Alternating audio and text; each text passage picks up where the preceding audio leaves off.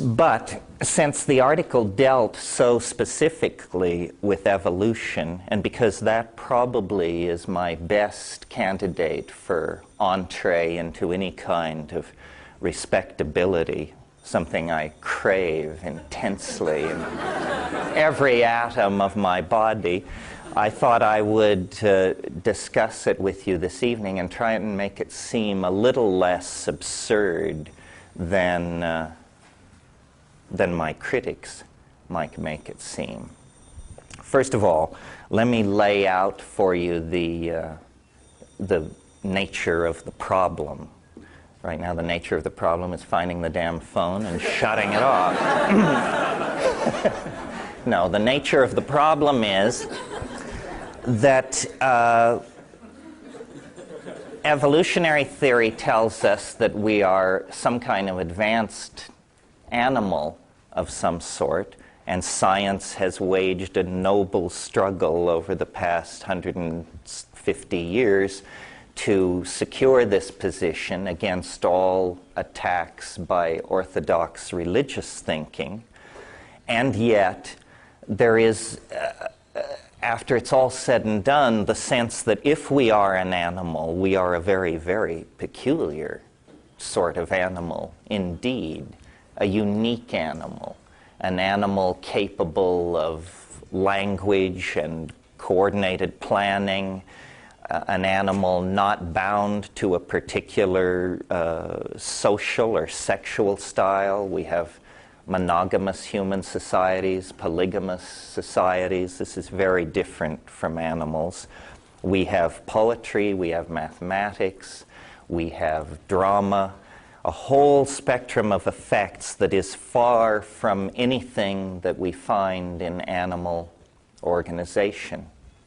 And this problem has fascinated me for a long, long time, as it's fascinated a lot of people, because obviously it's a great embarrassment to the theory of evolution that it can't account for human consciousness. Because, after all, human consciousness produced the theory of evolution. So you see, it's a significant failure there. Obviously, if you accept the basic rules of the evolutionary game, which are that there is random mutation, which means gene drift, mixing of genes through sexual reproduction, cosmic rays which cause birth defects and mutations, this sort of thing, and natural selection. And these two factors, natural selection and mutation, are sufficient to account for praying mantises, chipmunks, tropical rainforests, but not us. And the reason is that we emerge too quickly from the background of the rest of ordinary nature.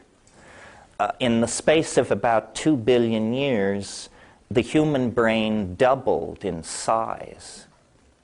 And Lumholtz, who is an orthodox evolutionary biologist, calls this the most dramatic transformation of a major organ of a higher animal in the entire history of life.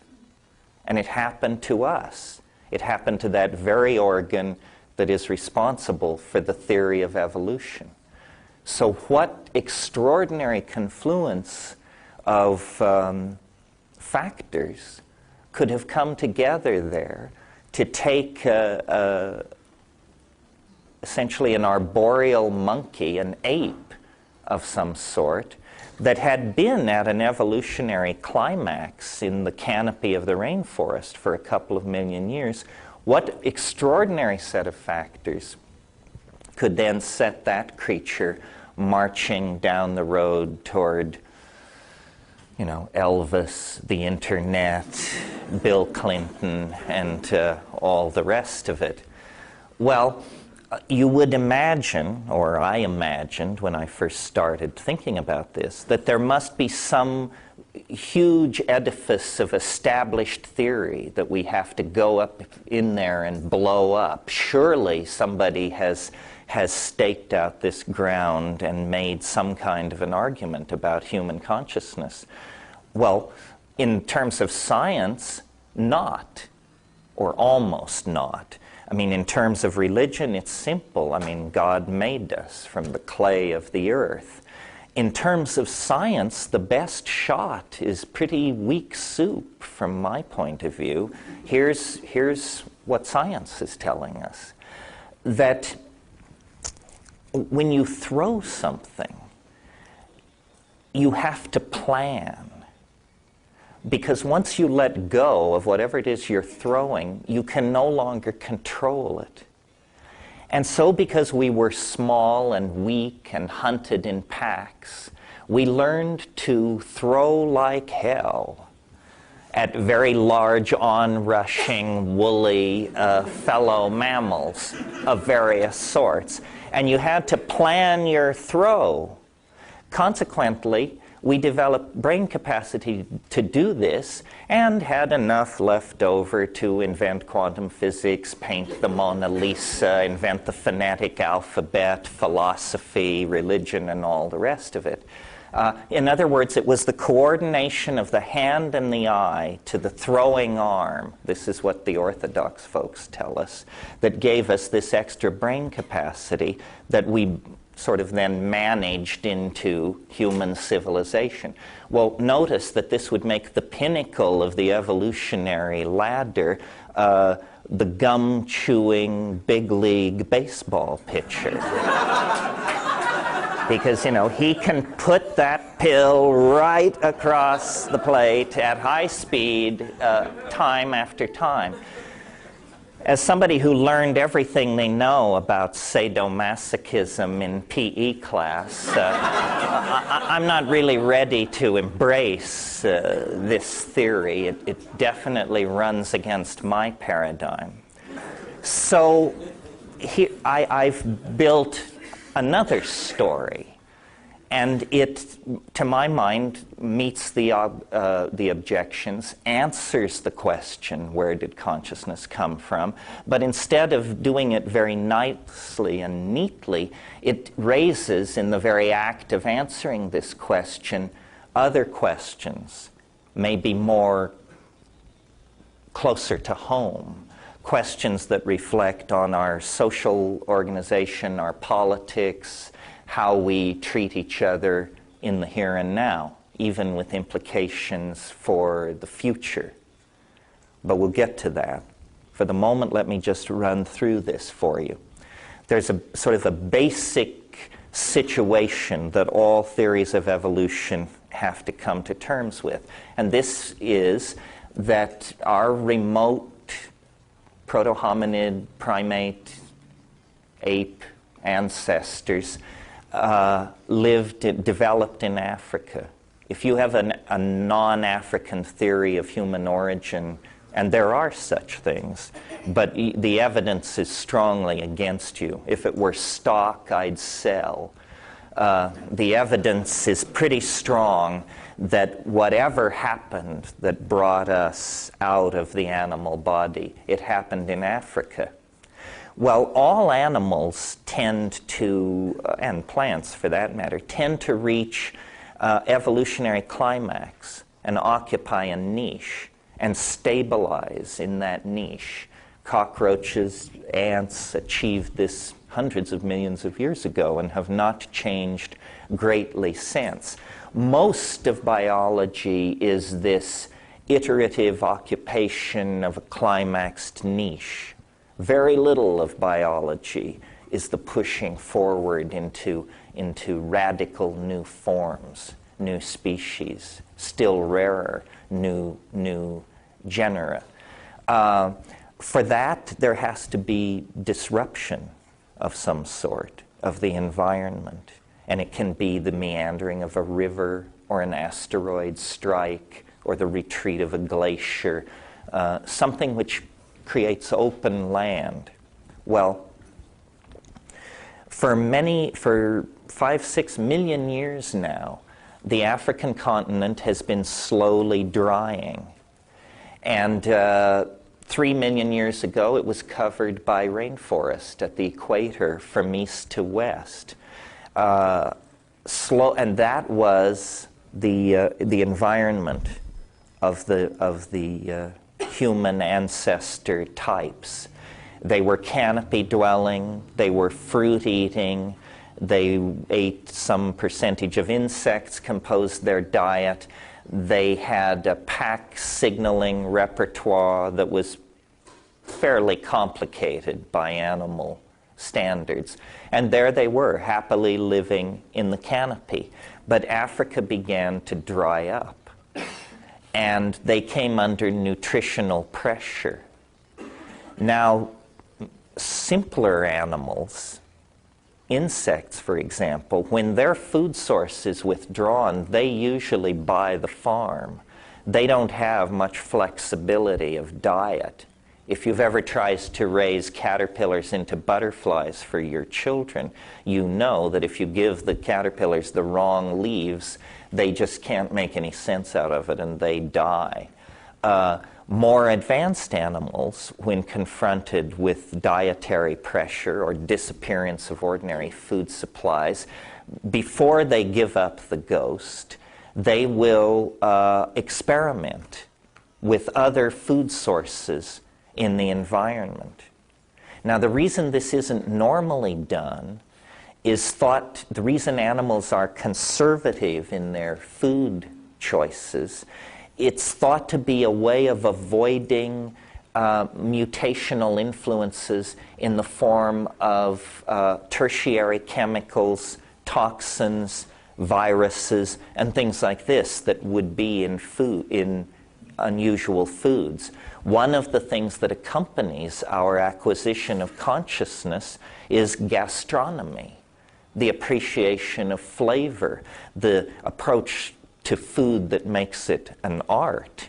Animals don't do this. They're just trying to get enough protein to keep the old engines running. The notion of flavoring is counterintuitive to animals, and flavoring's probably in part a mutagenic influence to our diet.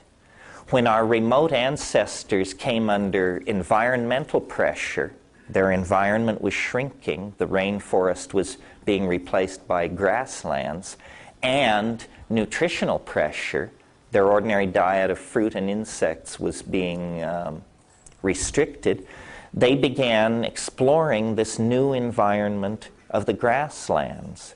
And this is the era of knuckle walking, turning into bipedalism.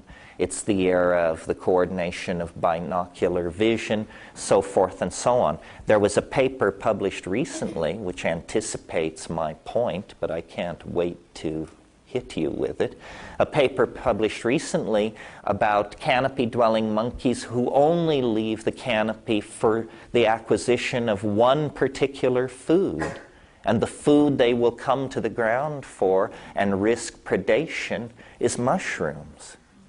So it seems perfectly reasonable to suggest that our remote ancestors exploring the new environment of the grasslands would have encountered, as you would if you were to go to the tropics, psilocybin-containing mushrooms growing in the dung of cattle. Many dung-growing so-called coprolitic mushrooms produce psilocybin, among them Stropharia cubensis, which is one of the largest and pandemically distributed of these mushrooms. I'm sure that our early ancestors also tested other kinds of food. They were testing everything. They were digging for corms with pointed sticks. And I'm sure there were many ecological and medical disasters as a consequence of this. For instance, the birth control steroids in modern birth control pills are produced by Dioscorea vines grown on plantations in Mexico. Well, Dioscorea is the family of sweet potatoes. Imagine a hungry band of primates that come upon a patch of sweet potatoes that are heavy in these steroids.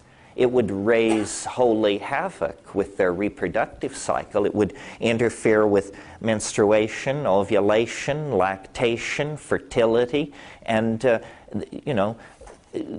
human genetic history is the story of many such encounters with mutagenic influences in the environment. Most of them catastrophic, detrimental, lethal. But in some few cases, there would have been salutary results, advantages conferred upon the animals that accept these new foods into their food chain. And I want to particularly emphasize psilocybin because I believe it's the key. You see, we're looking for some kind of factor which could have exploded the human brain size at a rate 10 times faster than evolution normally takes place. So it's going to be an unusual situation.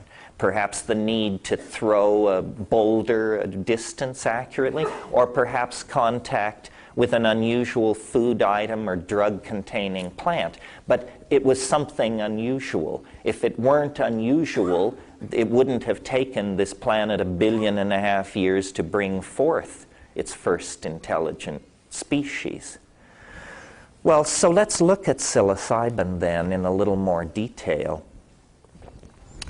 It has a number of properties not specifically related to its psychoactivity that make it an ideal candidate for a catalyst for the emergence of consciousness in an advanced animal.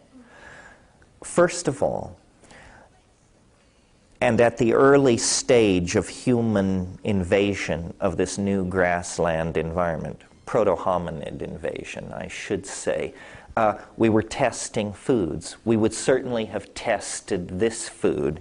I've seen these things the size of dinner plates in the Amazon after a rain, and they are silvery with blue and purple shading. They are the most dramatic thing in the environment, whether you know anything about them as psychoactive agents or not. Certainly they would have been tested for food. I've seen baboons in Kenya investigating cow pies and flipping them over because beetle grubs nestle underneath them.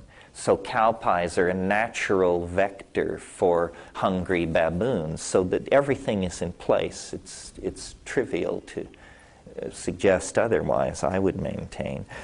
Okay. The first quality of psilocybin, which isn't specifically related to its psychoactivity, is that in small doses that are the kind you might obtain if you were just sort of eating it along with little roots, grass roots, small bugs, so forth and so on, visual acuity is improved. Specifically, edge detection is improved. Well, now, it seems to me you don't have to be a rocket scientist to figure out that if you're in a highly competitive evolutionary environment in grassland, an environment characterized by large predators hunting cats, and also characterized by small ungulate prey, that having an increased sensitivity to edge movement might make the difference between whether or not you live to tell the tale or you become somebody's dinner, or it would certainly make the difference between going home empty-handed and taking dinner home with you.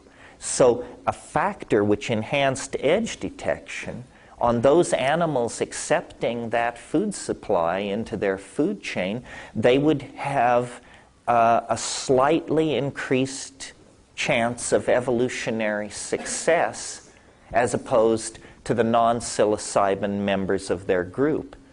And this increased hunting success would tend to outbreed the non-psilocybin using members of the group. At slightly higher doses, in highly sexed animals like primates, all alkaloids are what are called CNS stimulants, central nervous system stimulants. That means that they produce arousal. And in sexually extremely active animals like primates, arousal means erection, usually in the male, usually followed by hanky-panky. What anthropologists and primatologists call successful instances of copulation. Well, again, what is this? It's a second factor tending to outbreed the non-psilocybin-using members of the population. They're now definitely moving to the rear of the parade. They don't have as much hunting success. They don't have as much food for themselves and their offspring. They're not having as much sex, so they're not having as many offspring. And, you know, in terms of rising and falling numbers, those that have some allergy, prejudice, or fear of the mushroom are just being shunted out of the breeding population. Well, at still higher doses, approaching effective doses of 20 milligrams or more, in other words, 4 grams dried and up, or 45 grams wet and up, hunting is out of the question. Sex is something you can consider, but it's out of the question.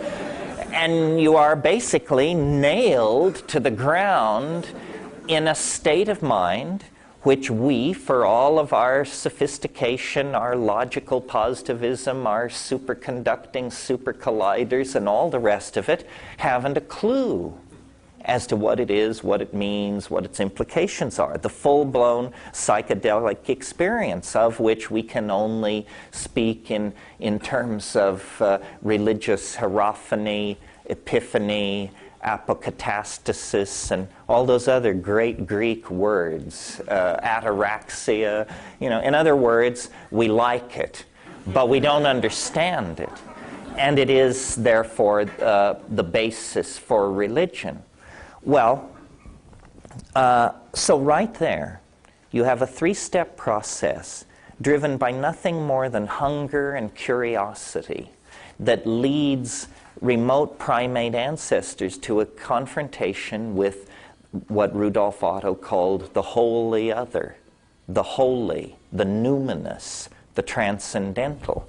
And you know, this is on slightly less firm ground, but in my own personal experience and having collected psychedelic experiences lifelong, I feel confident in saying that at high doses, psilocybin causes glossolalia. Glossolalia is syntactically structured language-like behavior in the absence of meaning. Speaking in tongues is what Christian fundamentalists call it, but they don't have monopoly on it. It's ancient. It occurs in all cultures. It's shamanic. And what it is it's a kind of neurological seizure where linguistic organization spontaneously is verbalized. No animal does this. It must have something to do with the acquisition of language by human beings. And what I think is going on is that probably language was entertainment long before it was meaning. That it's a kind of tuneless singing. And that having discovered that we could make an almost endless repertoire of small mouth noises, we did this for each other, for amusement, to pass the time. I mean, God knows there was a lot of it. And it probably was very late in the evolution of this ability that some very tight-assed rational type said, you know, we could attach a specific meaning to a specific sound, and then every time I made that sound, you'd know what I meant, and then you could go and get it for me. You see? It's a sort of, it's the as long as you're up, get me a grants theory of language. So that's the basic idea. And I really believe that sometime in the last 50,000 years, before 12,000 years ago, a kind of paradise came into existence. A situation in which men and women, parents and children, people and animals, human institutions and the land, all were in dynamic balance. And not in any primitive sense at all. Language was fully developed. Poetry may have been at its climax. Dance, magic, poetics, altruism, philosophy. There's no reason to think that these things were not practiced as adroitly as we practice them today. And it was under the aegis of the boundary-dissolving influence of psilocybin. We were nomadic. We were breeders and caretakers of cattle. We worshipped a great goddess. We followed a yearly round in a vast grassland cut by crystal streams that were washing down out of the higher altitudes. And we were probably black as your hat, for that matter.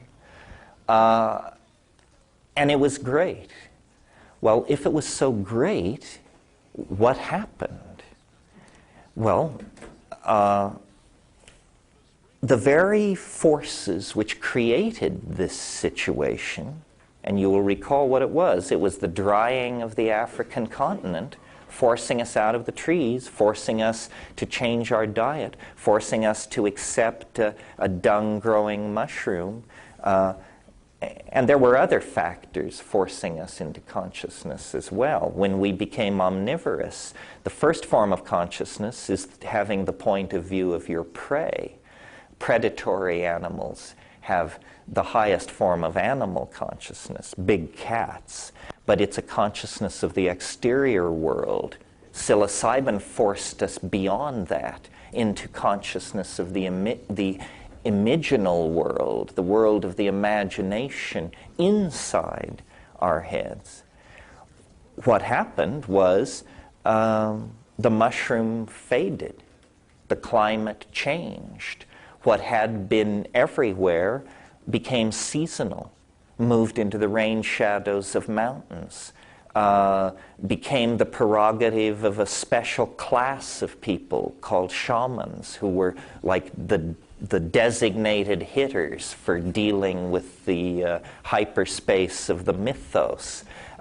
In other words, over millennia, the connection went from available to everyone all the time to ever more tenuous, finally faded out entirely. It's even more complicated than that, because surely people would have, as they saw this happening, make attempts to preserve the mushroom. And in a world without refrigeration, the only effective way to do this is preservation in honey. You can dry mushrooms, but in a world without hermetically sealed peanut butter jars, drying is a very short-term strategy for preservation. The only thing which will really work is preservation in honey. The problem there is that honey itself, especially Aboriginal honeys, which have a lot more water in them than what you get in those little plastic bears at the A&P, Aboriginal honeys are very runny. And so what do? They themselves have the capacity for turning into a psychoactive substance, alcohol. But alcohol promotes a completely different set of cultural values and attitudes than psilocybin. Psilocybin is a boundary-dissolving hallucinogen. Mead alcohol gives an enhanced sense of verbal acuity in the presence of lowered sensitivity to social cues. In other words, one can make an ass of oneself.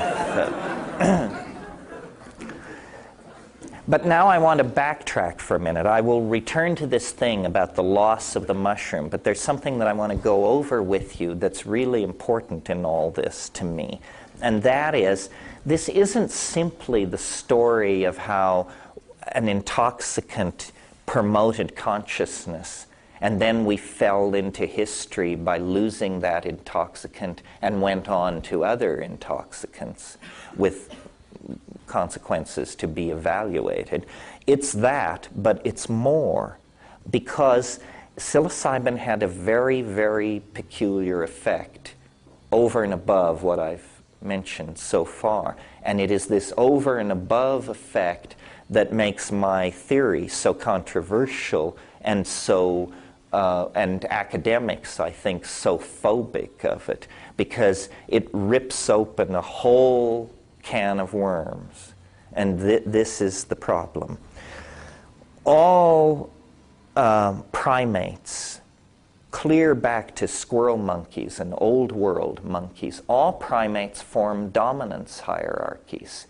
This means that the sharp-fanged, hard-bodied young males control everybody else.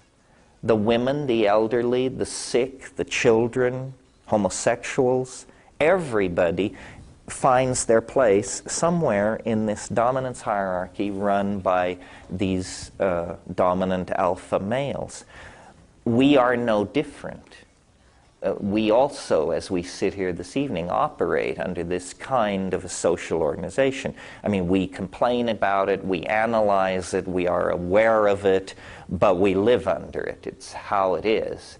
So here is my suggestion, that what psilocybin did was it changed behavior.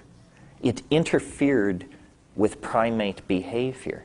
Specifically, it interfered with this tendency to form monogamous pairs and dominance hierarchies. And so the ordinary tendency of the primates to organize themselves that way was interrupted, medicated out of existence, if you like, vaccinated against, if you like, by the presence of psilocybin in the diet. And this overemphasizing or chemical accentuation of sexuality occasioned by the arousal of the psilocybin was sufficient to dissolve the ordinary tendency toward monogamy and replace it with an orgiastic sexual style, or they coexisted simultaneously. I mean, who knows? We weren't there. It's sort of the way I imagine it is that at every new and full moon there were group mushroom parties which basically simply got out of hand regularly.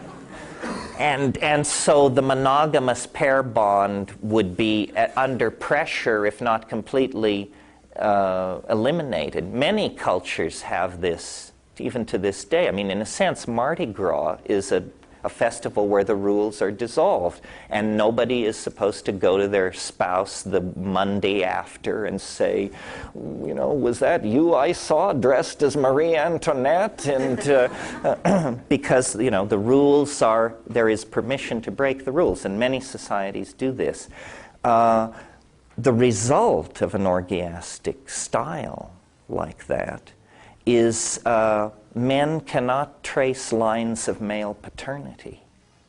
And so there is a tremendous social glue, a tremendous force for the cohesion of community. Men don't then think in terms of my children. They think in terms of our children, the children of the group. And under the aegis of this group, this polymorphic sexual style, group, child care, and extended family rearing, we produced everything that we think of as human, that we value. Our art, our music, our philosophy, our sense of each other's worth, body painting, tattooing, piercing, all the accoutrements that distinguish us from animal existence were put in place when we had a different kind of mind than we have now. We didn't have a mind that favored role specialization and male dominance and anxiety over female sexual activity related to feelings of male ownership. That all came later. We became human beings in this other world of values and psychological attitudes. Problem is that, as I say, the mushroom faded. But by the time it had faded, we were no longer the wordless symbiotes of cattle, the barely sentient hunters of the African plain. By the time we were finished with the mushrooms, we had language, we had social institutions, but what we began to lose was, you can get as wet-eyed as you want about it, but respect for each other, a sense of each other's individuality, a sense of love, a sense of community. And it must have been, though it happened over a long period of time, very much like what we're living through now. A sense that people are, no damn good and getting worse. A sense that, why can't we be as we once were? Where is our sense of each other? Where is our ability to care for each other? So forth and so on. I wrote a book called Food of the Gods, in which I tell this story in the first third of the book that I've just told you. And then I show that what history is essentially is a careening, out-of-control effort to find our way back to this state of primordial balance. One of the things that marks us as humans that is unique is our obsessions with drugs, our ability to addict.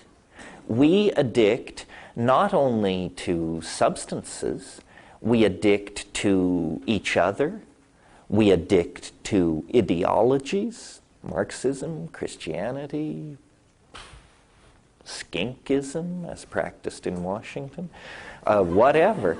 And we addict to each other. I am a romantic with the best of them, but I can't help noticing that a broken heart and a heroin withdrawal show very similar presentations. Really. Insomnia, sweating, sense of diminished self-esteem, hysteria, it's very, very similar. So a psychologist looking at a person with an addictive syndrome will say, well, you were damaged in childhood. There is some trauma there that you're trying to compensate. You're trying to compensate. Well, I'm not that keen on all this psychologizing, but I do think that we could apply this model to ourselves on a grand scale. We were essentially torn from the Gaian womb, thrust into the birth canal of history, and expelled sometime around the fall of the Roman Empire into the cold, hard world of modern science, existentialism, and all the rest of it. And we have searched the planet for substances which would assuage our sense of pain. And there are things out there. Alcohol, the whole morphine family, so forth and so on. But these things always have consequences. There's a price to be paid. The very knowledge of psilocybin was lost to the entire planet, except for some tribes in the Mexican mountains, for several millennia until Valentina and Gordon Wasson went in the early 1950s and found these mushrooms and brought them out, and then Albert Hofmann, who had earlier discovered LSD, synthesized the compound and made it available. That was 55. Well, by 66, all human research with these things had been forbidden. It's not that science mowed this field and moved on. It's that science has never really been here.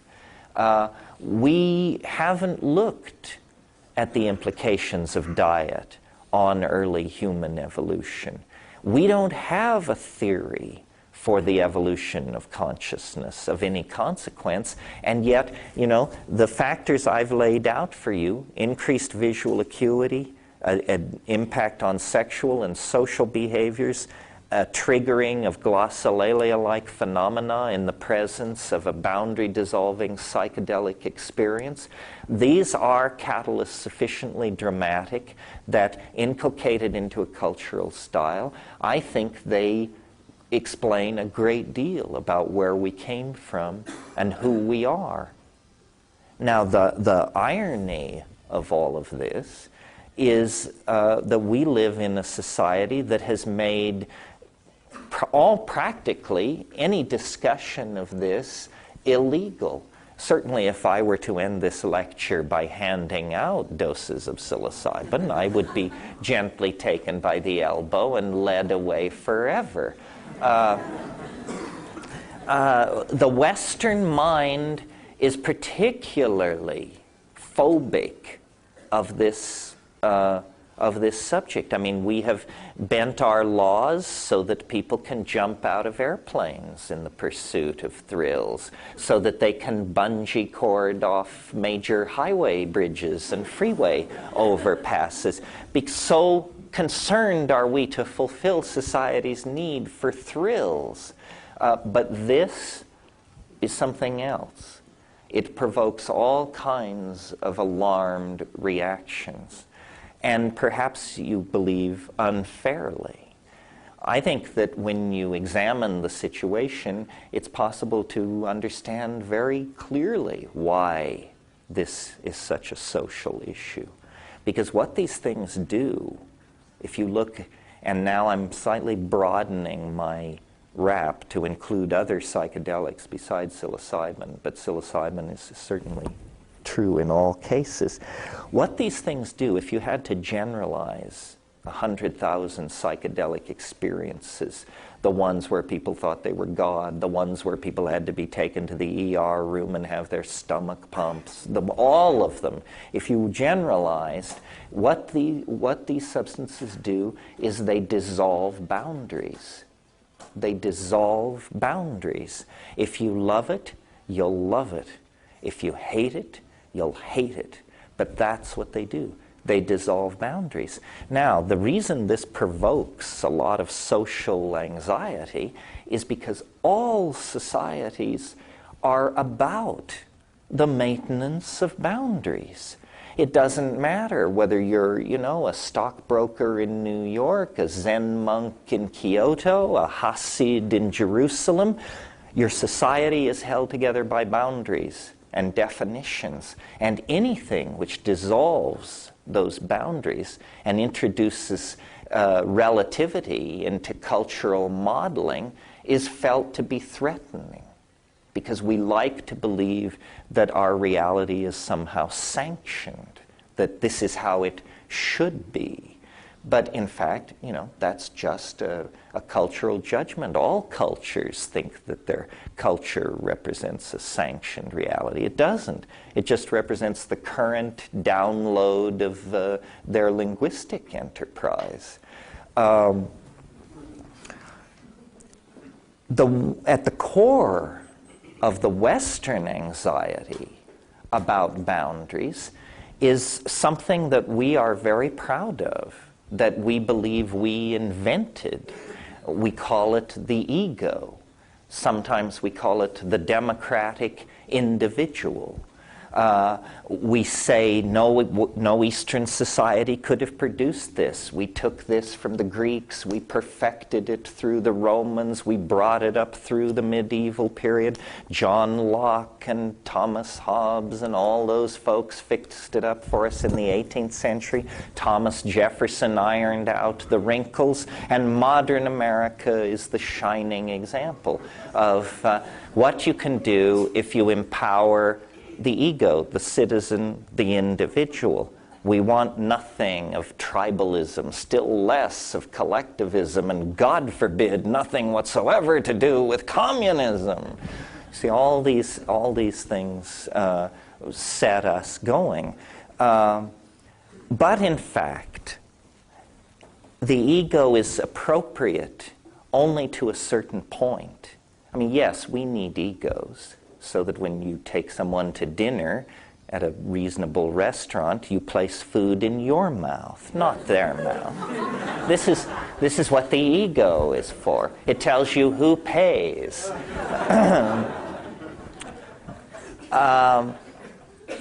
But in fact, what the ego is the return to consciousness of this psychic structure related to the patterns of dominance. And the way I think of the ego is it's like a cyst or a calcareous growth or a tumor that gets going in the personality. And if not treated, it becomes chronic. And then there is no cure. There can only be, a certain amount of maintenance and medication of it. But it's incurable, except unless we resort to not only non-prescription drugs, but drugs currently illegal. In other words, the psychedelics, through this boundary-dissolving function, dissolve that boundary as well. And so they promote a larger sense of the world than the values of capitalism, competitiveness, object fetishism, property acquisition, and the bottom line, empower. So the issue, as was always sensed since the 60s forward, I think, is not simply an issue of religious freedom or an issue of an eccentric minority social practice being tolerated by the majority, the way they tolerate handing out pamphlets in airports or something like that. The issue is, in fact, what kind of people shall we be? And then what kind of society shall we put in place?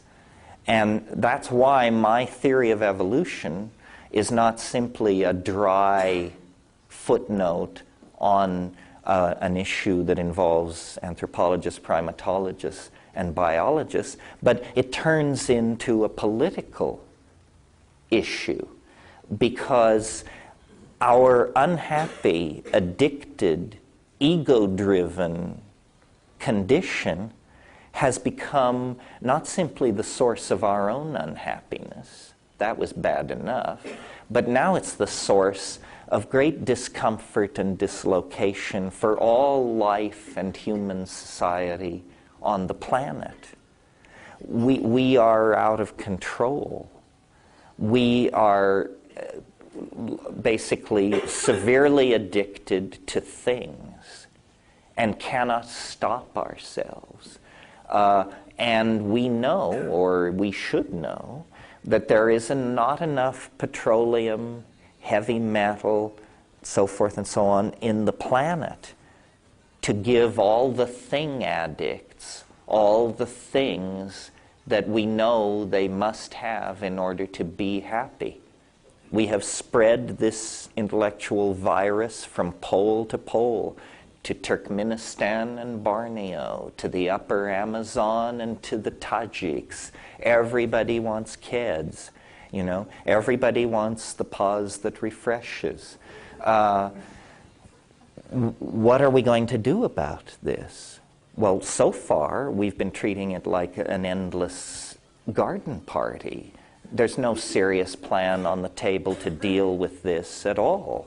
I think that the momentum of human history is pushing us inexorably toward some kind of day of reckoning, and in which we are either going to have to turn consciously toward brutality and selfishness and say, well, let India go, let Bangladesh go, triage, costs too much, can't possibly fix the problem. In order to maintain our locked compounds and our 50 channels of television and the endless availability of arugula, we have to let India go. We're going to have to turn that way. In other words, each consciously participate in a choice to brutalize the human enterprise, or we're going to have to seriously talk about very major restructurings of our society. And I don't really know how we do that. I was living in Northern California a couple of years ago when they wanted to close an air base near here, and the newspapers were filled with for weeks with analysis of whether Western civilization could absorb this hammer blow at the very heart of its institutions of closing one friggin' airbase, for crying out loud. That's not my idea of major change, you know? We may have to give up some of our pretty things. We may have to discipline some of the irresponsible social philosophies that run amok among us. And no, I don't mean the advocacy of psychedelic plants. I mean the Roman Catholic Church's position on population control in the Third World. I mean, the Germans take quite a knock for the Holocaust, but the Catholic Church manages to push more people into death, disease, and degradation every year than the Holocaust managed in its entire show, and it's thought rather crass to even mention the fact. It seems to me, as long as these Catholic bishops can show their face in public, that we are in complicity with mass murder. It's not pleasant news, but what are you going to do about it? Islamic fundamentalism, another bunch of knotheads with an anti-human agenda. What are we going to do about this? Are we going to go gently into that good night of planetary chaos, extreme distortion of class structure, defense of what we have at any cost against those who have nothing? There doesn't seem to be any other plan on the horizon. Arthur Koestler, who probably never thought he would be quoted by Terence Mckenna, a very conservative character. You'll recall he was a Marxist who turned on Marxism and led a very interesting intellectual life. He wrote a book 30 years ago called The Ghost in the Machine. And he made a case similar to mine, but a little simpler. He observed human beings are hardwired for homicide. This is what we do best because this was something we had to do, apparently, at some point in our past, at least in Koestler's view. He didn't believe in a mushroom paradise. But he reached the same conclusion that I have, which is we need a pharmacological intervention on antisocial behavior, or we are not going to get hold of our dilemma. And there have been dystopias based on drug intervention on aggressive behavior. You all remember Brave New World, where every time anybody raised their voice, they were given a gram of soma and told a gram is better than a dam. And so nobody ever had a thought in their head, well, that's a terrible drug, let's not introduce that. Uh-oh, the bad news is we've had it for decades. It's called television. You know, we have millions of people in larval, low-awareness lives in their little condominium apartments, just ladling this garbage into their minds. The average American watches 5.5 hours of TV a day, so imagine how much time these people watch. I mean, to think of that as human at all, if that were a drug, we'd be up in arms. You know, if people were loaded at home with that level of mental condition day after day after day, we would do something about it.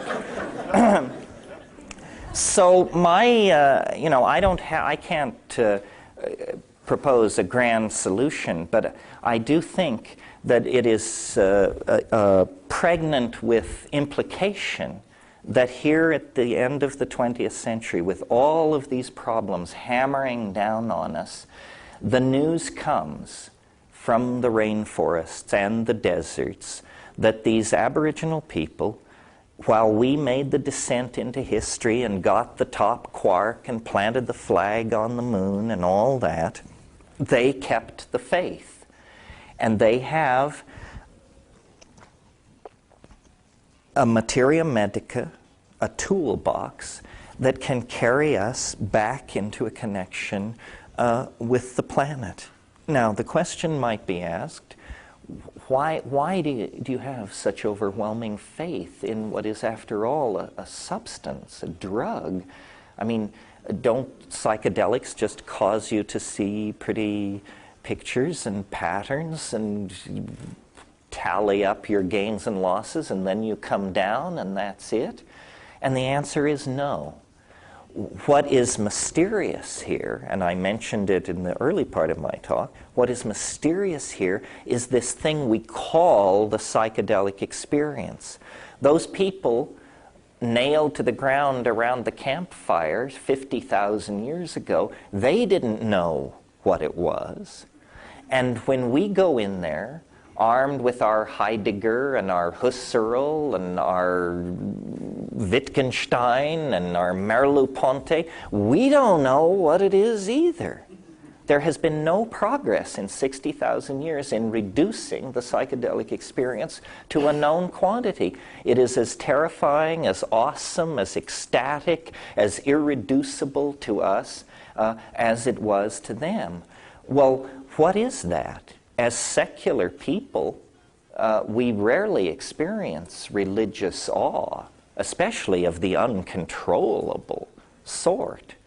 I believe that what makes the psychedelic experience so central is that it is a connection into a larger modality of organization on the planet, which is a fancy way of saying it connects you up to the mind of nature herself. The planet is not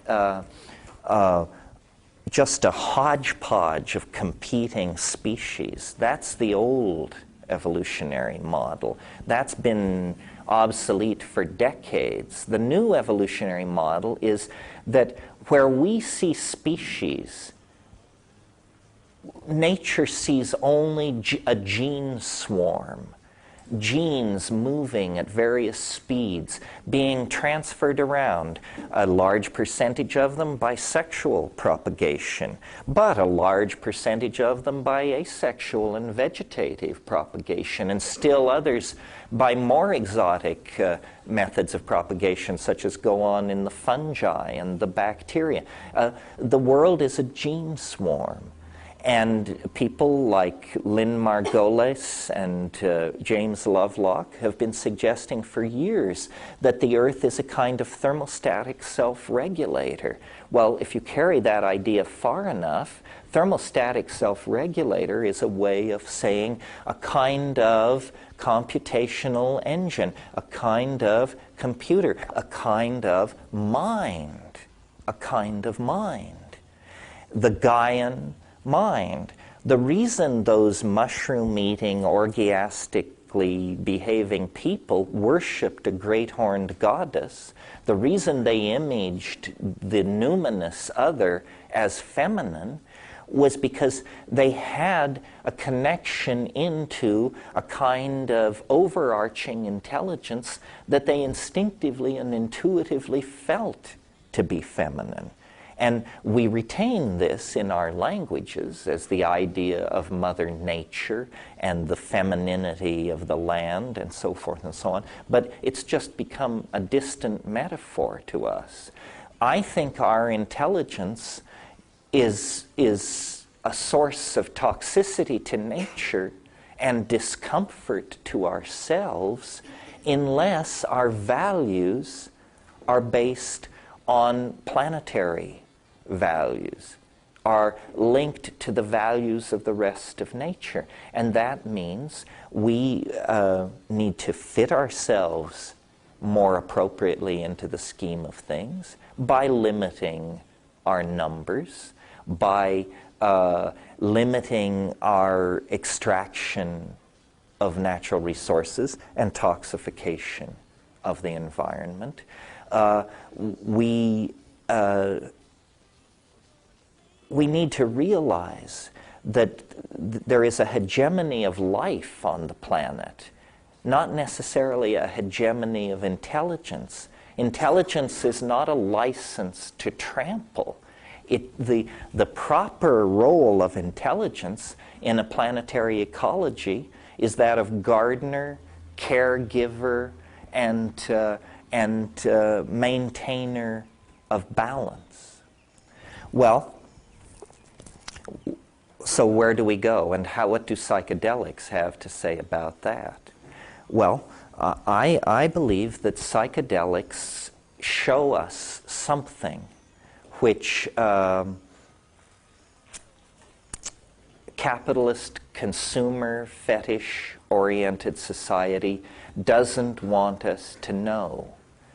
What psychedelics show us is the incredible richness of our minds.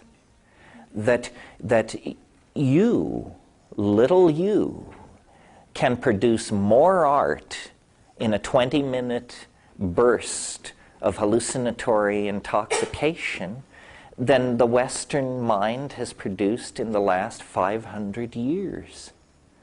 Our socially created space is incredibly impoverished.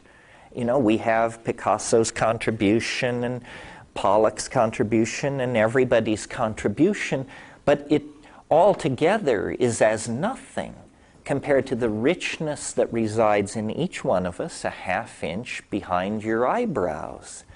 We are told, you know, oh, well, if you want beauty, you have to own a Lexus. Or, you know, if you want a sense of satisfaction, then you need a triple-car garage. On and on. This is absolutely not true. These are substitute addictions that will never satisfy for the genuine article. And the genuine article is a connection into the Gaian mind. Well, I don't believe or expect for a moment that ever again, naked, tattooed, and joyous, we will herd our cattle across the grasslands of Africa. I mean, there are 6 million of us. That chance has been blown. But what can we do to ameliorate our situation? Well, I have always been an optimist. I'm more optimistic right now than I have been for a long time, because sometimes when you're an optimist simply on principle. You believe it's going to turn out all right, but you don't see how it possibly could. I'm beginning to see how it possibly could turn out all right. And my notion is, first of all, I follow in my thinking about shamanism, and I follow the great historian of religion, Mircea Eliade, who got it almost all right, except that he never embraced psychedelics. He thought they were decadent. But that was just his French European education, and he came too early. But anyway, Eliade wrote a book called Shamanism, and then he subtitled it, The Archaic Techniques of Ecstasy. Now, he wrote the book in French. In French, technique has a connotation that it doesn't have in English. It means both a way to do things and it means technology. Later, the French sociologist Jacques Ellul wrote a book called Propaganda. And the little banner under which his book flew, which is printed right on the frontispiece, is he says, there are no political solutions, only technological ones. The rest is propaganda. And then he spends 200 pages explaining what he means by political solutions, technological solutions, and propaganda. By Ellul's understanding, I agree. I think ideology is toxic. All ideology. It's not that there are good ones and bad ones. All ideology is toxic because ideology is a kind of insult to the gift of human free thinking. I mean, if you adopt some ideology, Leninism, Mormonism, it doesn't matter, then you have all the answers. You just go and look in the catechism. Well, I don't know why they issued you a brain. They could have just given you the catechism. Technology, as the counterpoint to ideology, is a very different animal. Now, right now, we're going through a technophobic phase because people think technology means exploding nuclear power plants and, irradiated food and TV. But all technology really means, in the McLuhan sense, is the extensions of man. The extensions of man. And so language is a technology. Shamanism is a technology, psilocybin is a technology, and certainly the internet is a technology. It's slowly, I think, dawning on a number of people that if we're talking about hallucinogens as consciousness-expanding drugs, then the only difference between a drug and a computer is that one is slightly too large to swallow. And our best people are working on that problem, even as we speak. The drugs of the future will be much more like computers. The computers of the future will be much more like drugs. And I think what we have to recognize is that we are in a very brief and low-energy technical phase in technology. Basically, we're at the tail end of the petrochemical steam era. And where we are headed is toward the solid state, fiber optic, global community of the internet. And when I was in San Francisco 2 weeks ago, the buzz was all about VRML, the virtual language markup, the virtual reality markup language whose protocols are being set now so that we will be able to build websites on the net that you can put on your helmet and walk around in. Sun Microsystems is about to introduce something called Hot Java, which will let you build and interact with your website without going through your server. Bandwidth is broadening as we speak. The whole world is being brought into the domain of electricity. And you may not know it, but Marshall McLuhan thought that this was the descent of the Holy Ghost. As a convert to Catholicism, he sort of went the opposite direction of me. As a convert to Catholicism, he decided that the descent of the third person of the Trinity and the worldwide spread of electricity were the same event. So I think that what we have to do is dematerialize culture in every way possible. And that means pharmacologize culture, computerize culture, network culture, virtualize culture, and make of it, thereby, a tool for the production of our poetic flights. a technology for the putting in place of our dreams as exhibits that we can show each other. This is what it is. This is what technology can be in the service of boundary dissolution. In the service of boundary maintenance, you get hydrogen bombs and sarin. In the surface of boundary dissolution, you get psychoactive substances and the internet and sexual experimentalism, social justice, tolerance, and community. And the choice is to be made on an individual level by each and every one of us. I don't advocate a mass outbreak of psychedelic use.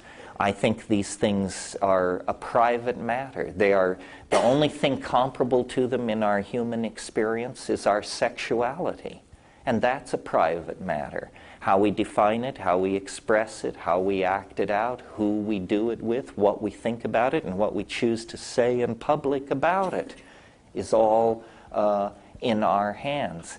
I do not think that the government, under the guise of some phony, alarmist, pseudoscientific rhetoric, should attempt to control the evolution of consciousness. After all, if these things truly are consciousness expanding, it doesn't take too much intelligence to realize that it is the absence of consciousness that is causing our flirtation with extinction and planetary disaster. If there is any way to raise consciousness, diet, drug, machine, sexual practice, mantra, yantra, whatever it is, we should be furiously exploring and applying it. Because if we should fumble the ball, if we should actually, where our ancestors over thousands of generations did not fail, if we are to fail, the magnitude of the tragedy will be immense, because failure is not inevitable. It is not inevitable that we should fail.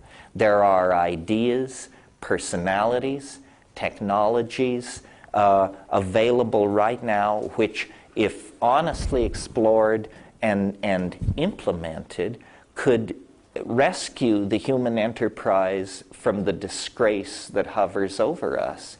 We don't want this to end in a toxified garbage pit ruled by Nazis, which is, the way we may well be headed.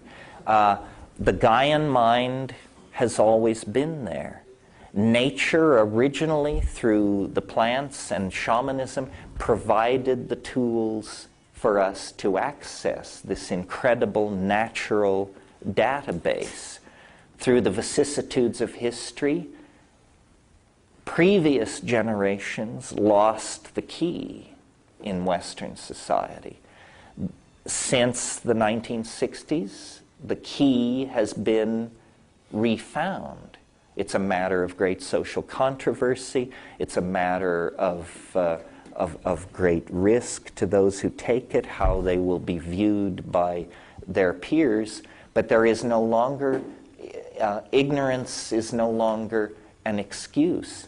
Anthropology in the last 100 years has laid at our doorstep the tools necessary for an archaic reconstruction of society and human values within that society. It's inconceivable that Western industrial capitalism could run on another 500 or 1,000 years. It will not continue as it has. It will deteriorate under the pressure of resource scarcity. And what few democratic values we have obtained, what little space for reasoned discourse has been created, will be the first to be swept away.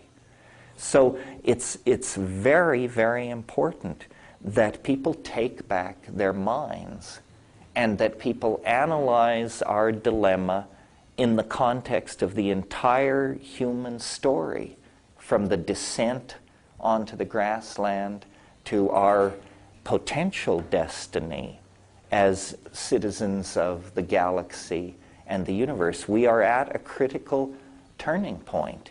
And as I say, the tools, the data that holds the potential for our salvation is now known. It is available. It is among us. But it is misrepresented. It is slandered. It is litigated against. And it's up to each one of us to relate to this situation in a fashion that will allow us to answer the question that will surely be put to us in some point in the future, which is, what did you do to help save the world? Well, I'll knock off now. I'll sign books. We'll take like a 10-minute break, and then we'll come back and do questions. Thank you very much for your attention.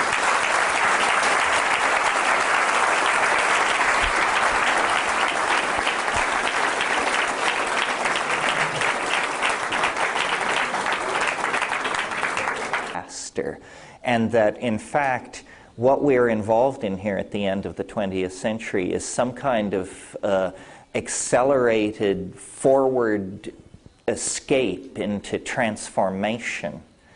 And when I lecture that subject, I more or less imply that it's inevitable. In other words, it's not that we have to do X, Y, or Z, that it's on track. I think it is on track, but I also think there's a place for the kind of politics we discussed this evening, because as the world gets crazier and crazier, a lot of people are going to get very, very anxious. This thing in Oklahoma City is an example of people getting anxious. So what needs to be done is to spread the idea that anxiety is inappropriate. It's sort of like we who are psychedelic have to function as sitters for society, because society is going to thrash and resist and think it's dying and be deluded and regurgitate unconscious material and so forth and so on. And the goal and the role then for psychedelic people, I think, is to try and spread calm. I'm very convinced that things are going to get a lot nuttier than they are, and they're a lot nuttier now than they have been for a while. But it doesn't mean the bad people are winning or that we're going to fumble the ball or anything. The mushroom said to me once, it said, this is what it's like when a species departs for the stars. It's a birthing. It's complicated. If you had never seen a human birth and you came around the corner of a building in your daily round and it was happening, it vibrates medical emergency. I mean, blood is being shed, tissues stretched. You really have to have your chops together to step back and say, how wonderful, new life coming into the world. Because, that's not the vibe of it. And I think that's the circumstance that we're in. This is the birth canal to a new order. And at the moment, it looks like suffocation, constriction, limitation, possible death. But we need to inform ourselves and get a big perspective. And there's no way to get a big perspective like education and psychedelic experiences. If we can see history for what it is, it's a 25,000-year, nearly instantaneous transition from one state of being to another. And yes, there are 1,500 generations of people who live in that paper-thin transition time. But when it's over, and we will leave history behind the way you dump a used placenta, I'm sure. Yeah. Is there any reliable information on the relationship between psychedelics and early Christianity? Reliable information on psychedelic use in early Christianity. The answer is no. I mean, there is a book by John Allegro called The Sacred Mushroom and the Cross. He was a very respected Dead Sea scholar till he wrote that book. And that basically finished his career as a classicist. He says some incredibly provocative things in that book. To judge whether he's right or wrong, you would have to be an Assyrian philologist, about which I know nothing. So to the layperson, it seemed to be quite an impressive book, but apparently to his specialist colleagues, it was sloppy thinking and a travesty and reason to deny tenure.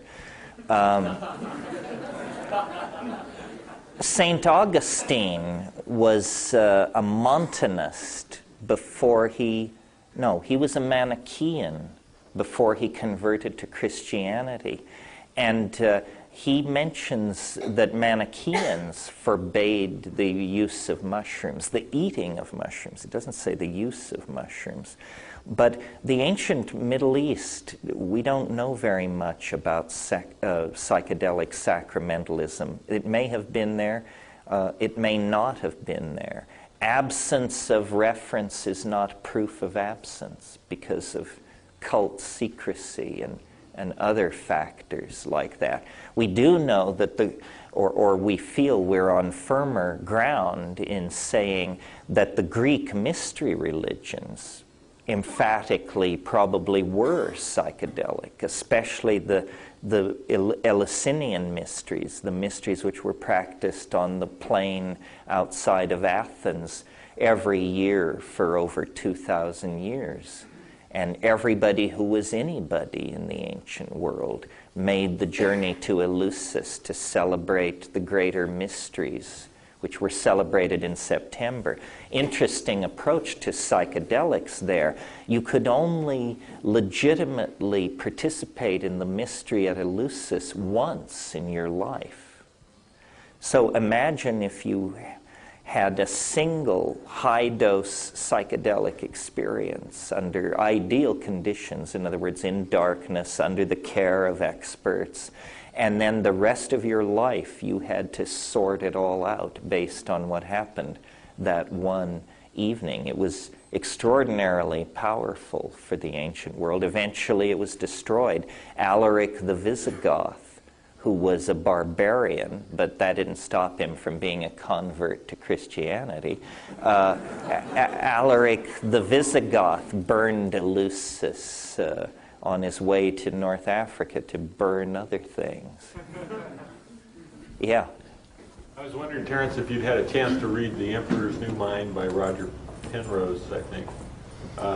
It's an argument against the idea of AI, artificial intelligence, and whether you were able to follow his argument, because I would take it that you'd probably be opposed to his argument. I haven't read the book. I like Roger Penrose's early work. He's saying artificial intelligence is impossible? Yeah, based on, and he goes through the Turing, and I heard you bring it up once.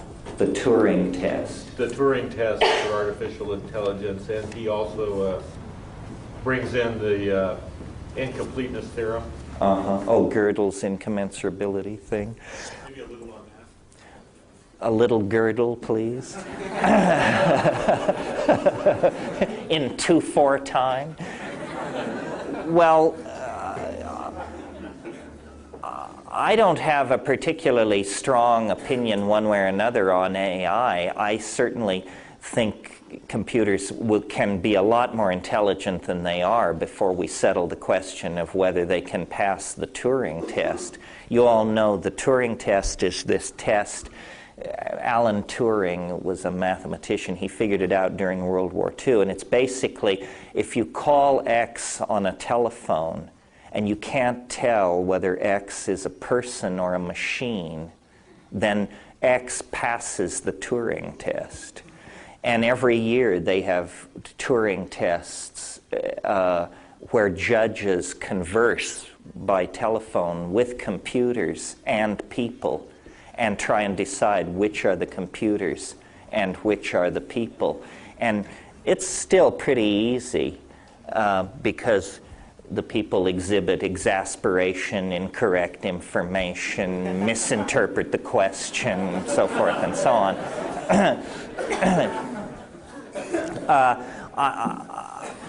There are some wild thinkers out there, far wilder than me.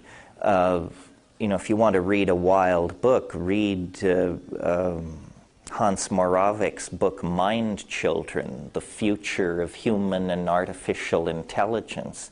And there's a book. I'm having a memory lapse here. Help me out. Tipler. I said, help me out with a memory lapse. You don't have to read my mind, for God's sake. Yes. Thank you, Creon. Tipler's book is the end of all speculation where artificial intelligence is concerned. I think machine-human interfacing is very important. I think that the debate about whether a computer can think like a human being is kind of not very interesting. Computers think like computers. Already, vast amounts of what we call human society are entirely run by machines, including very important financial sectors, market decisions, resource extraction decisions, inventory resupply decisions that feed clear back from the warehouse to the mine. In other words, machines say how much tin should be extracted and at what rate, and therefore to a certain degree say who should come to work and who shouldn't on certain days. A lot of design work of circuitry, engineers will simply tell a computer what the circuit should do and leave the actual architecture of the circuitry to machine decision. This means, more and more parts of the human world are being given over to machines to design. But when you see how much of the world looks like the arrival concourse of an international airport, having computers design the world might not be a bad idea. Definitely computers figure in our future. I mean, I wasn't joking when I said drugs and computers are migrating toward each other. I can imagine a world, and this is not the ultimate world by any means, a world 5, 6, 7 years in the future where the equivalent of today's advanced Macintosh would be something you glue on your thumbnail and communicate with that way. And, beyond that lie, enormous computational and data accessing abilities that may be accessed through implants. We're going to have to decide, how much of the monkey we want to take with us into the future. We don't want to take the homicidal killer. We don't want to take the male dominator, but it would probably be a mistake to leave the body entirely behind. After all, the body gives us our orientation in the world and our sense of ourselves as somehow co-extensive with animal life. But how much of what we call human is really human is going to be a major topic for discussion from here to the end of time. Yeah, in the back.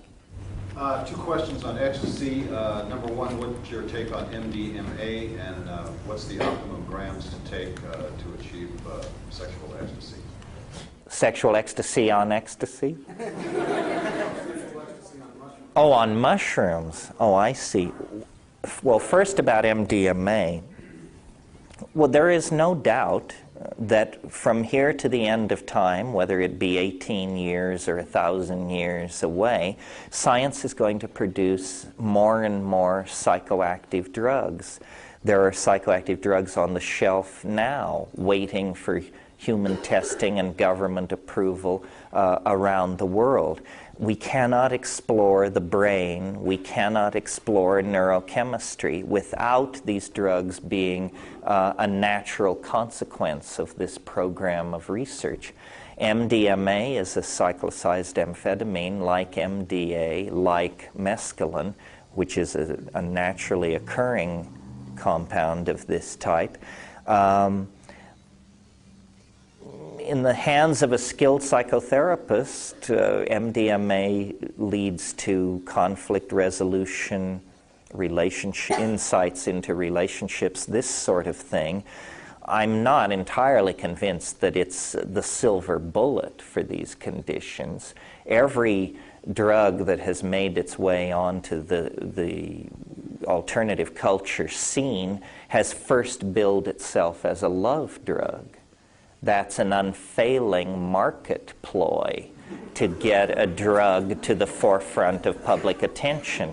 Cannabis was sold to us as a love drug, LSD, psilocybin, ibogaine, MDMA is no different. MDMA does promote a certain kind of empathy, not a whole lot of vigorous sexual activity.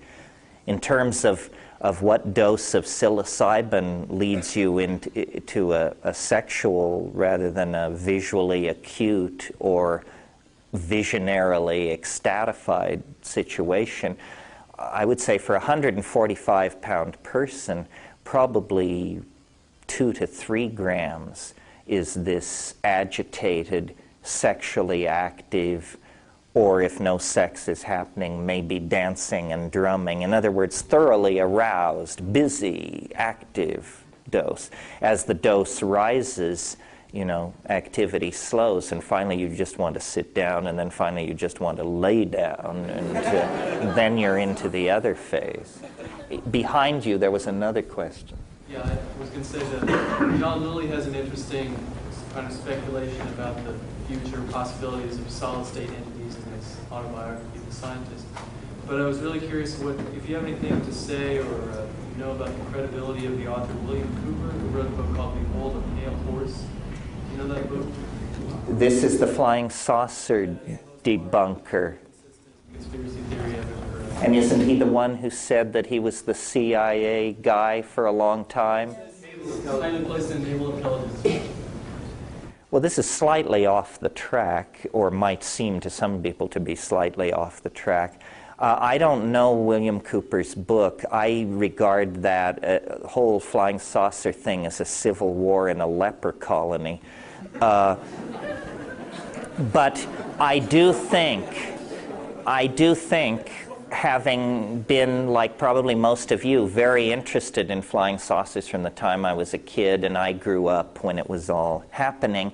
A couple of years ago, I accepted an invitation for the first time to go to a flying saucer conference.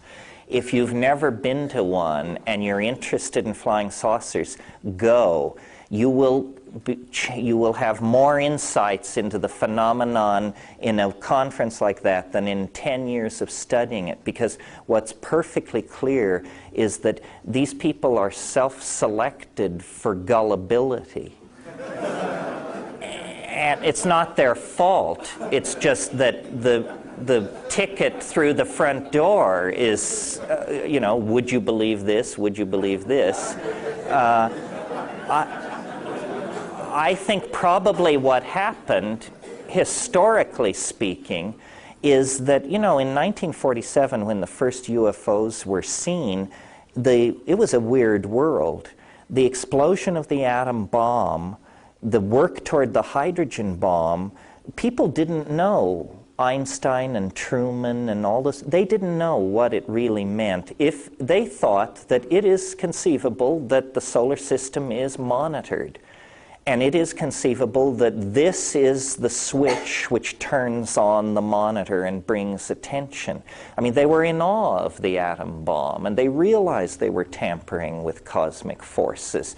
And then, at this moment of cosmic awe and realization of tampering, they begin to get reports of spacecraft entering the skies of Earth and interacting with human beings. Well, what they did The CIA had just been founded in 48 and so forth and so on. What they did is they put a lot of time and effort into infiltrating all these groups that claimed knowledge of what was going on. And as a survivor of the New Left, I can tell you, when the government gets interested in infiltrating, I mean, there 2 out of every 3 members of SDS was a government informant at the height of its membership. So I believe that what happened was these flying saucer groups were massively infiltrated by the government in the course of its pursuing its constitutional obligation to maintain the public welfare. And by 54 or 55, the government was perfectly convinced that whatever flying saucers were, they did not pose a threat to the integrity of the air defenses of North America. And that was their real concern. But bureaucracies are weird creatures. They really exist only to perpetuate themselves. So at some point inside these agencies, they must have had to face the fact that they had massively infiltrated a bunch of very flaky people, and now their choice was to either end the program, tell the budget people that no, they wouldn't be needing that $10 million this year, or keep going with it because they now had a group of people self-selected for gullibility. And that group of people became the victims of every chemical experiment, weird technology, propaganda experiment, and so forth and so on, because their friends and relatives had already written them off as completely untrustworthy. Who would believe them no matter what story they told? So I really felt I was among severely damaged people. And it wasn't their fault. It's that they had become part of something that had become part of something that had become part of something. And they never really had a fighting chance. Do strange lights haunt the skies of Earth? You bet their booties they do. But the flying saucer cults are a social phenomenon and largely unrelated to whatever this anomaly is. Yeah. I believe Dr. Buckminster Fuller often spoke of the ephemeralization of technology. Do you think there will come a time when we are indistinguishable from our technology, and would that be sort of apotheosis that you speak about in your books? No, I think it would go the other way, that we're moving toward a time when our technology is indistinguishable from us. In other words, I don't want us to all turn into 7100 80 AV. That doesn't seem like a good idea. But on the other hand, I could imagine as a hopeful scenario a future world of, let's say, 500 or 1 billion healthy, happy, well-fed people of all races, political persuasions, gender preferences, and so forth and so on. And those people would essentially live as our archaic ancestors did, very little material culture, very nomadic. But if you could transport yourself into the body of one of these people, you would discover that when they close their eyes, there are menus hanging in space. In other words, the computer that was on the back of the thumbnail, 5 years later, that computer moves into being a kind of an implant, a black contact lens that is sewn into your eyelids at age 6, so that when you close your eyes, you're actually looking at an interface. And the entire database of the culture could be placed there. You see, really what computers are doing is they're making what we call the collective unconscious conscious.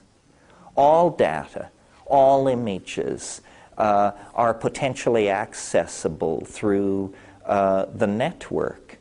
And, you know, I'm still getting used to the idea of the network myself. Like I keep thinking, oh, I have this timeline. I could get somebody's chronology and put it at my website, and then I remember, no, all I have to do is point to their website. I don't have to copy or move anything. If there is one list, that's all the world needs. Anybody else who needs that list can point to it from their website. So the speed at which new structures can be created is astonishing. I mean, almost literally overnight, you can build a website and begin to point at other websites and bring resources into yours. This is a technology which is going to turn out to not be what people think it is. It's going to be a technology for showing each other the inside of our heads, for showing each other our dreams. One thing I didn't talk about in the main part of the lecture is that psychedelics are catalysts for language. They speed up and catalyze the language formation process. And a culture cannot evolve any faster than its language evolves. And it cannot be any more glued together than the bandwidth that its languages will tolerate. And so what this technology that is putting in place is going to mean is the way in which it will dissolve boundaries is by making us transparent to each other. I mean, I can imagine a child of the future. We all bring home our drawings to stick on refrigerators and things like that. In the future, we won't stick them on refrigerators. We will stick them in our website. And everything will go into our website. And by the time we're 25 or something, our website will be the size of the American Museum of Natural History. And you can wander through it. And as a gesture of intimacy, you can invite someone else to wander through it. Well, that's who you are. It's your imagination. And I think, in a sense, I've said at times that the cultural enterprise is an effort to turn ourselves inside out. We want to put the body into the imagination. And we want the imagination to replace the laws of physics. With these technologies, we can probably do that. But it'll have to run on psychedelic design principles, or it's certain to be a mess. Yeah. Yes, what could you tell us about the problems that some people have experienced with the digestibility of the mushrooms and how it can lead to pain and some discomfort and sometimes to a nightmarish type experience? Well, first of all, let me say this. There are several mushrooms which contain psilocybin which grow in cow dung. What I urge people to do, if you're serious about this, is to grow your own. This is moderately self-serving because I wrote a book about how to grow your own mushrooms. But there are many such books. You don't have to buy mine. You only need it if you want the best one. But you see here, and Stamitz's book is excellent. And if you want to go large scale, Stamitz's book is the one. But let me say something then. After the brain, the stomach is the most heavily innervated organ in the body. And anxiety has a way of cropping up as a stomach ache. So a lot of people have anxiety in the first hour of taking mushrooms, and they believe that something in the mushroom is giving them gastric distress. It really isn't. It's more like a case of butterflies on an empty stomach, because you should take mushrooms on an empty stomach. You can try a suppository, you can try another drug if you want, but there is in this psychedelic business something to be said for simply disciplining your hind brain. Also, you can suppress nausea with cannabis. So, a mixture of self-discipline, pharmacological steering, so forth and so on. If you have a severe reaction to the mushroom, you probably shouldn't take it. I mean, after all, it is a fungus, and as mammals, we have developed some pretty strong allergenic reactions to fungi, some of us. And certain reactions to psilocybin are not psychedelic reactions, like enormous sweating or something like that. That's more an indication of an allergy. If you're going to get into psychedelics, one of the things you have to do is learn your way around.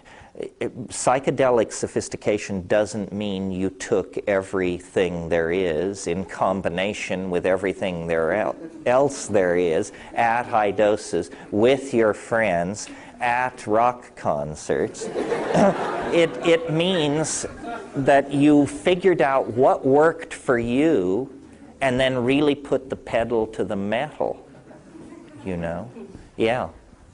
I recently came across David Penson's work on orbitally rearranged monatomic elements, and we found that these monatomic heavy metals act as superconductors, conduct light and force through our nervous system. Are you familiar with his work at all? No, you've stumped the star. I'm interested in organic superconductivity and room temperature superconductivity, but I don't know his work, so I can't comment on it. It's fairly new. He said he's going to be coming out with a book in 6 to 9 months called ORMES, O-R-M-E-S, ORMES, which is orbitally rearranged monatomic elements.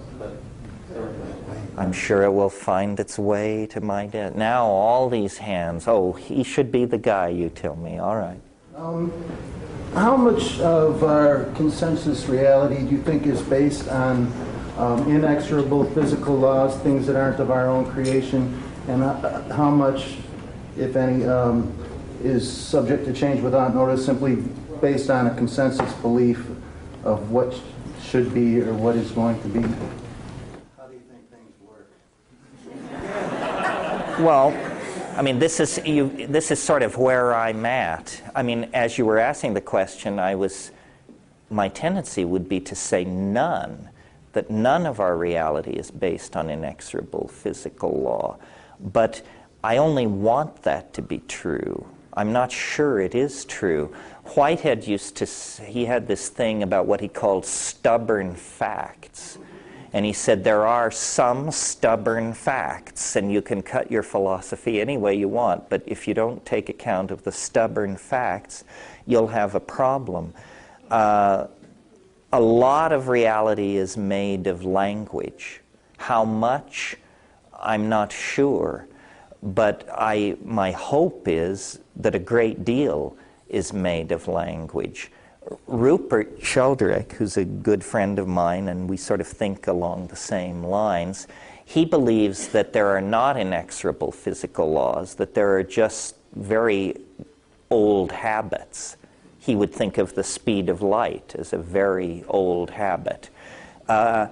These physical constants may be changing. We don't know. Take the speed of light. We've measured it on one planet since 1906 and cheerfully extrapolate it to every corner of the known universe with no sense that there might be a problem there at all.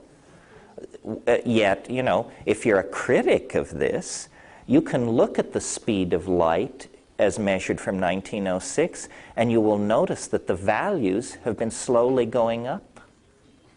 It's apparently going slightly faster than it was a century ago. Well, people just dump on that and say, no, you poor moron, you don't understand. It's that the instrumentality has become more precise, and so the measurement may have changed slightly. Oh, yeah?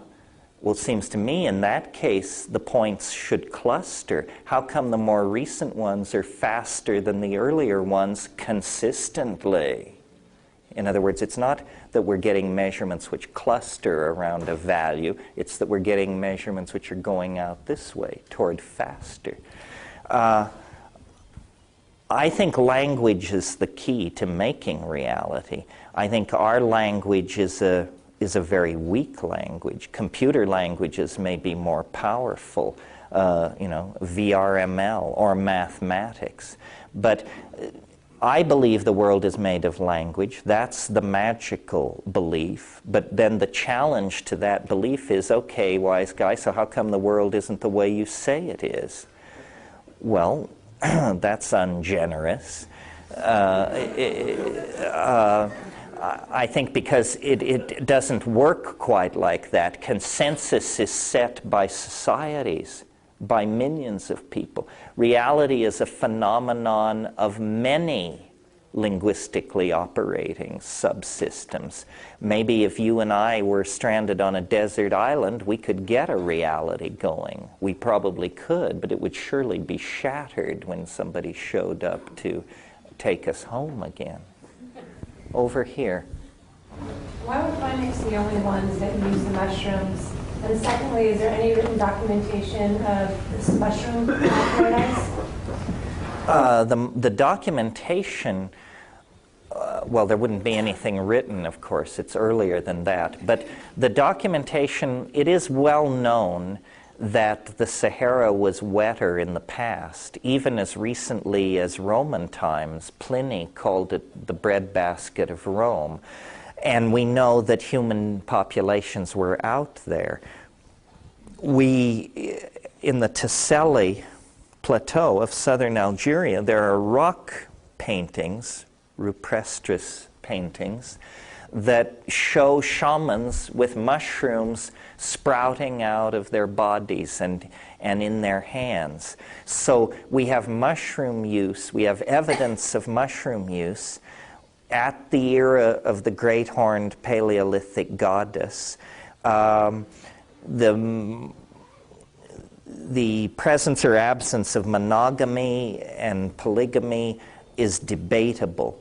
So however, the archaeology of this area has not been well studied and won't be soon. Thanks to Islamic fundamentalism, Algeria is no place to do archaeology right now. Now, to the first part of your question, why was it human beings who ate the mushrooms? You had to use the mushrooms as a doorway to higher intelligence. You would have had to already come a certain distance down the path of higher animal organization. We were bipedal. We had a pack signaling repertoire. We had binocular vision. And the reason we used the mushrooms was because we were under nutritional pressure. There may have been other animals under nutritional pressure, but they may have been more tightly bound to their original diet, or they may simply have had behavioral organization that the mushroom couldn't dissolve or break through. There has been talk among evolutionary biologists about if there were no primates on this planet, what order of animals might occupy the conscious niche or be able to come in there. And interestingly, raccoons are candidates.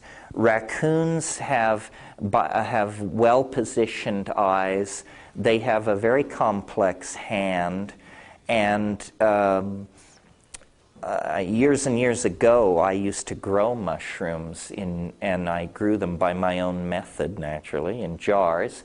And I would have waste rye infected with jars, jars infected with mycelium permeated rye, and I would put it out on the back porch at night, or I did once, and I awoke in the middle of the night to this terrific racket, and there were raccoons on the back porch. They could smell the rye infested with the psilocybin containing mycelium. They could unscrew the lids and plunge their mitts into this stuff. And as I turned on the lights, I saw these little bandit faces with this mycelial crumbs on their little upturned muzzles. and they didn't. They wouldn't back off. They would. And the other thing was they were standing up on their hind legs. So they were standing on their hind legs, holding a jar, holding the stuff, and tottering toward me. So I just took one look and backed off. And for the rest of the evening, you could tell that they were approaching the orgiastic boundary because the carrying on, the sexual squeaking and squealing and thumping and pounding going on in the backyard was just incredible. So, you know, they might be interesting test animals to put through this. Yeah. Jacques Vallée based his passport to Magonia largely on the fairy faith in Celtic countries, which you obviously are familiar with. I wanted to have your comments on the numinous nature of the UFO phenomenon with regard to the Celtic faith, the fairy faith, and the role that this phenomenon, which I think you referred to as the other earlier in your talk, has in the transformation that you're describing us going through at this present time in the future. Yeah, yes, Jacques Vallée was a UFO researcher, and the book that was mentioned, Passport to Magonia, was one of his earliest books on the subject. He's gone through a lot of changes about it. The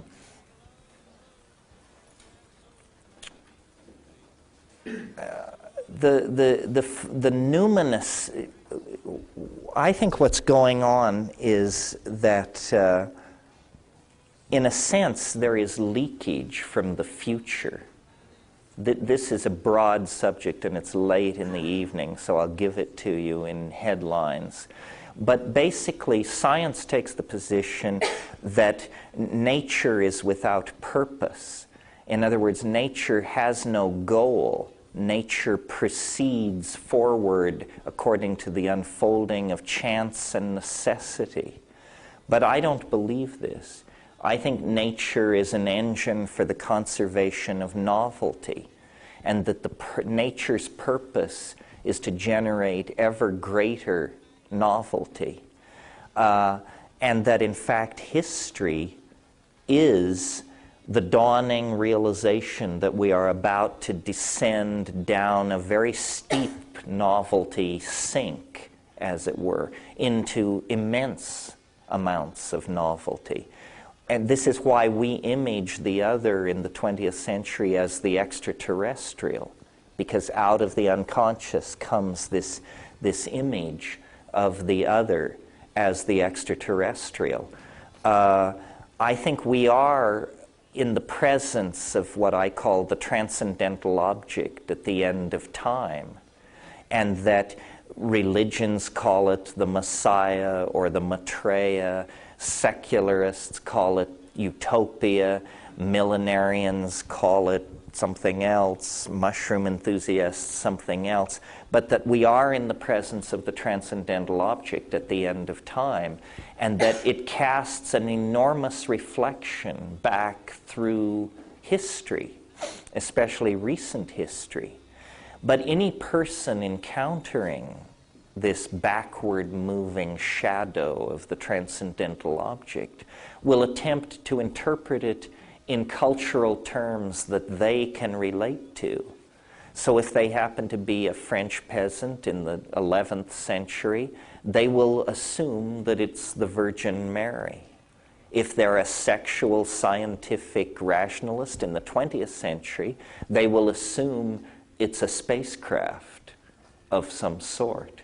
The Celts and their relationship to little people and an invisible world, this is a generally held belief that they are exemplifying that is worldwide, which is that the dead are somehow co-present in the space of the living, but invisibly so, except to those who have the gift of second sight or are magically empowered or shamanically adept.